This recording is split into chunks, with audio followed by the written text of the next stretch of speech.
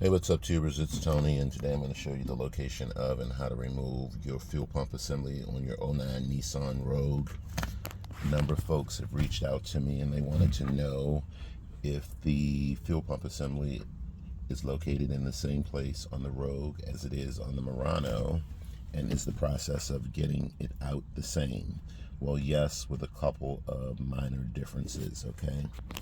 For those of you who are new to this game and replacing your fuel pump assembly for the first time by yourself, here's what you want to do. You want to locate your fuse panel and locate the fuse that powers the fuel pump. Yes, you're going to have to do a little bit of research and reading, okay? You want to remove that fuse. You want to then go to your gas cap area, remove your gas cap and let it hang. After removing the fuel pump fuse, you want to start the car up 2 or 3 times. The car may briefly start up and then cut off. What you're doing is relieving fuel pressure so that you don't get sprayed with a lot of fuel when you go to disconnect this line here, okay? Now that you've done that, you want to disconnect the black cable from your battery and leave it disconnected until you're done.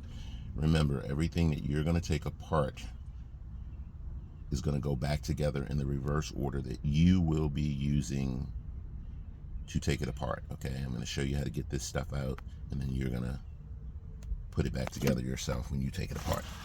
Okay, if you watch my other video on the Nissan Murano, there are 2 bolts behind the passenger seat at the bottom that you need to break free to get to the fuel pump. On the Nissan Rogue, all you have to do is just put your hand firmly under the seat, pull it up, and it pops out of these 2 little holders. Just goes right back together. If you find that the rear seat won't come forward, it's because you need to maneuver the seatbelt out of your way. No big deal. Okay. The other difference is on the Nissan Murano, the fuel pump assembly is located in the passenger seat behind the driver. On the Nissan Rogue, the fuel pump assembly is located in the passenger seat behind the right passenger, the driver passenger seat. Right behind it is where the fuel pump assembly is, okay? Just like on the Murano, guys, you have these little dumb clips to remove the cover that you line up. Line it up with this hole, and you can remove it. On the Murano, you can get to these. On the Rogue, you can't with a screwdriver, so you'll have to use a pair of pliers or a pair of needle nose pliers to turn these straight, and then you can remove the cover. Once you remove the cover, just like on the Murano, there's an electrical connector tab that you push down, pull this away. On the Murano, you have 3 fuel lines. On the Rogue, you only have 1. And to get this line free, you just squeeze in these 2 little clips, and then with a flat blade screwdriver, I push the black part of it back and out of my way. That line is tucked in there, guys, so that it's not in my way, because it's a pain in the ass. So now that you've disconnected that line, before you go to remove your lock ring, if you notice crud and rust down in there, guys, you can spray a little PB Blast down in there. Also, you can use compressed air to blow out that area. And again, if you see a whole lot of dirt and stuff, get a vacuum and vacuum that stuff up, because you don't want it to fall into your fuel tank, which will eventually clog up your new fuel pump assembly. Also, take note of how the fuel pump assembly sits in there. You want to put it back in the same way it came out. And for those of you, before you remove your lock ring, this is how your lock ring is going to be locked in there. I want you to take a marker, take a white marker, black marker, whatever works for you. Make a mark here, and then make a mark that you can identify on the lock ring. This is lefty loosey, righty tighty, okay? Here are the many tools that I use to break free the lock ring. Flat blade screwdriver. You can use a hole punch. One of my favorites is a deep 10mm 3/8 socket and an old driver that I use, okay? And of course you'll need a hammer. So, lefty loosey, righty tighty, guys. To get this free, you have to start knocking here on one of these many points, okay? Here, wherever you can get to, and start banging. And you don't just want to hit in one spot, you want to hit in multiple spots so that you can push the lock ring around until that tab comes free from the lock ring. Then you can pull your lock ring up. Carefully set your lock ring to the side, okay?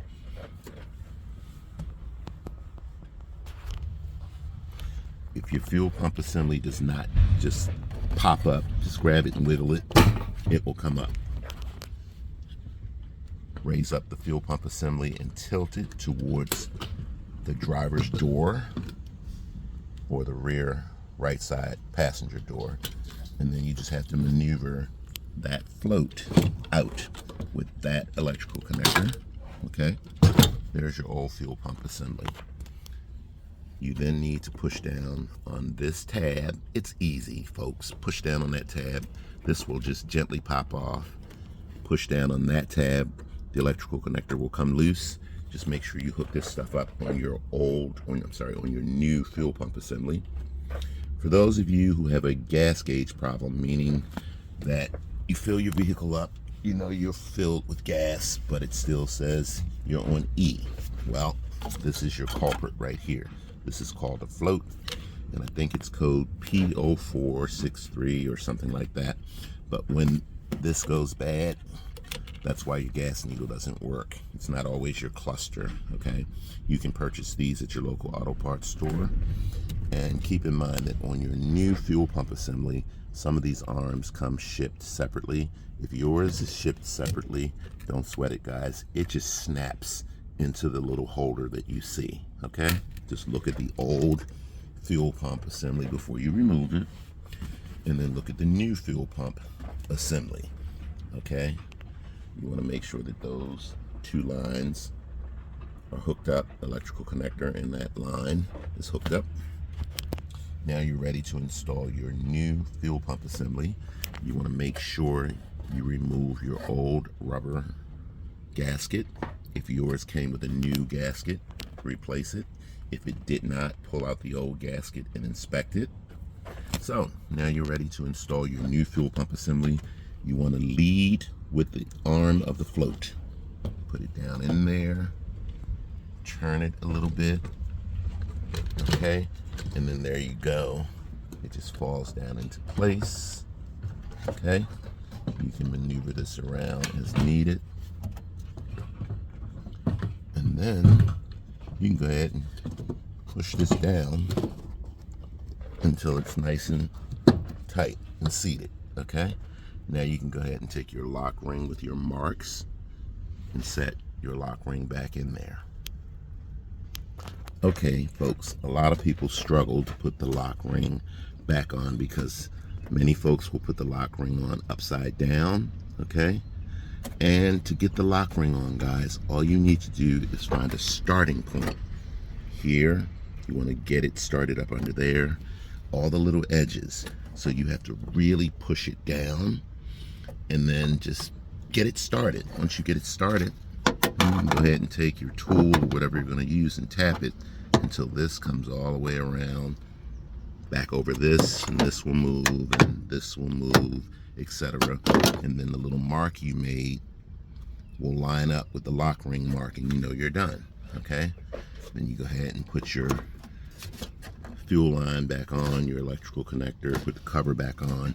Make sure you transfer this little plastic tab from the old fuel pump assembly over to the new fuel pump assembly. Otherwise, if you just hook this up without that plastic tab, when you start the car up, fuel pressure will push this off. Fuel will go everywhere. Now that you're done, put your gas cap back on, put the fuel pump fuse back in, reconnect your battery, sit in the driver's seat, turn the key to the run position. That's where the lights light up. Do that about 5 times. So turn it on, turn it off, turn it on, turn it off, turn it on, turn it off. What you're doing is priming the fuel pump so that fuel will go from the fuel tank down to the engine. And then you can go ahead and start your car up and you should be good to go. Always test for leaks. Again, make sure that you account for the old rubber gasket, and if yours came with a new gasket, make sure you put that new gasket in there and it's seated. But again, to get the lock ring on, it's just a basic principle of getting a starting point here, here, here, and over there, and you just have to press this down. And you might even need a friend to help you if you're doing this for the first time yourself and don't know what you're doing. Okay guys, that is it.